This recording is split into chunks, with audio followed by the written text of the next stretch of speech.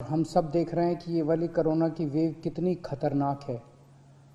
बहुत ज़्यादा संख्या में इसमें लोग सीरियस हो रहे हैं, अस्पतालों की ज़रूरत पड़ रही है, आईसीयू की ज़रूरत पड़ रही है, काफ़ी ज़्यादा लोगों की मौत भी हो रही है।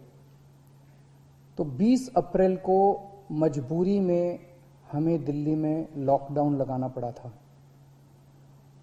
केसेस लगातार बढ़ते जा रहे थे। लॉकडाउन लगाने की वजह से और भी अन्य कई कारणों की वजह से 26 अप्रैल को आके 35% पॉजिटिविटी रेट बढ़ गया था। 35% बहुत ज़्यादा होता है। मतलब 100 लोगों का अगर हम टेस्ट करते थे तो 35 लोग उसमें पॉजिटिव निकलते थे। 26 अप्रैल के बाद से चूंकि लॉकडाउन लगाया था, एक तरह से थोड़ी सी चेन टूटनी चालू हुई थी इसकी कोरोना की। 26 अप्रैल के बाद से धीरे धीरे केसेस कम होने चालू हुए और अब पिछले 1-2 दिन के अंदर 23%, 35% से 23% पॉजिटिविटी रेशियो आ गया है। तो केसेस कम होने चालू हुए हैं दिल्ली के अंदर। इसमें आप सब लोगों का बहुत ज़्यादा सहयोग रहा। दिल्ली के लोगों ने जम के सहयोग किया। आप लोगों ने लॉकडाउन का पूरी तरह से पालन किया और ये हम सब लोगों की, अपने परिवार की जिंदगी और उनके स्वास्थ्य की बात है। हम किसी पे, कोई भी किसी पे एहसान नहीं करा। हम सब के अपने लोगों के स्वास्थ्य की और जिंदगी की बात है। इस लॉकडाउन के पीरियड को हमने संसाधन, हेल्थ इंफ्रास्ट्रक्चर को और मजबूत करने के लिए इस्तेमाल किया। कई जगह नए ऑक्सीजन बेड्स तैयार किए गए। सबसे बड़ी दिक्कत दिल्ली में ऑक्सीजन की आई है। नॉर्मल टाइम में जितनी ऑक्सीजन चाहिए होती है अस्पतालों में, उससे कई गुना ऑक्सीजन की जरूरत पड़ने लगी, क्योंकि अब जितने भी मरीज आते थे कोरोना में उन सबको ऑक्सीजन की जरूरत थी। तो कई गुना ऑक्सीजन की जरूरत अचानक पड़ने लगी। पिछले कुछ दिनों में केंद्र सरकार के साथ मिलके और हाई कोर्ट और सुप्रीम कोर्ट के आदेशों से, केंद्र सरकार के सहयोग से अब ऑक्सीजन की स्थिति दिल्ली के अंदर काफ़ी सुधरी है पिछले कुछ दिनों में। अब इस तरह की बातें सुनने को नहीं मिलती कि इस अस्पताल में 2 घंटे की ऑक्सीजन रह गई, उस अस्पताल में आधे घंटे की ऑक्सीजन रह गई, यहाँ पे किसी की ऑक्सीजन से मौत हो सकती है। अब इस तरह की बातें सुनने को नहीं मिल रही है।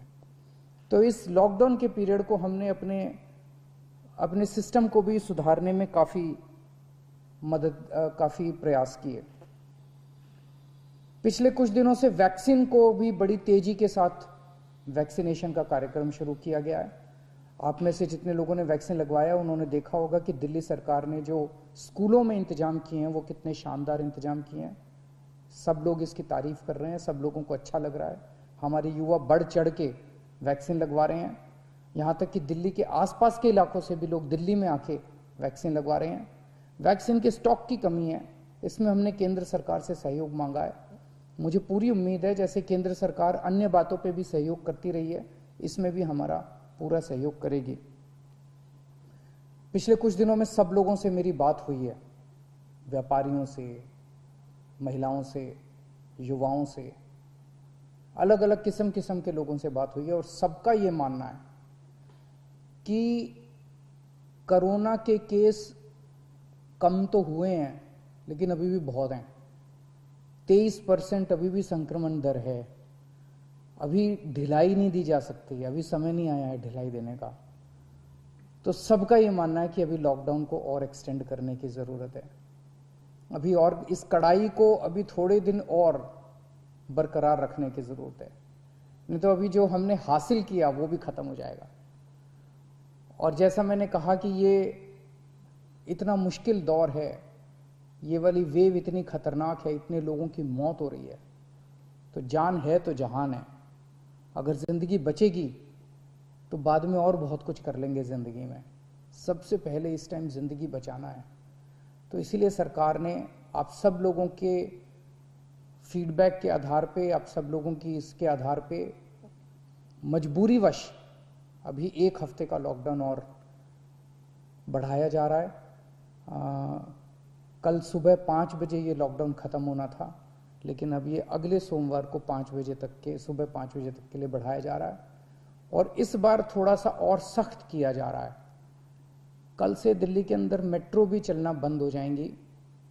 हमारी कोशिश है कि जितना ज़्यादा इसको लॉकडाउन को सख्त किया जाएगा उतना तेज़ी से हम सब लोग कोरोना पे काबू पा पाएंगे।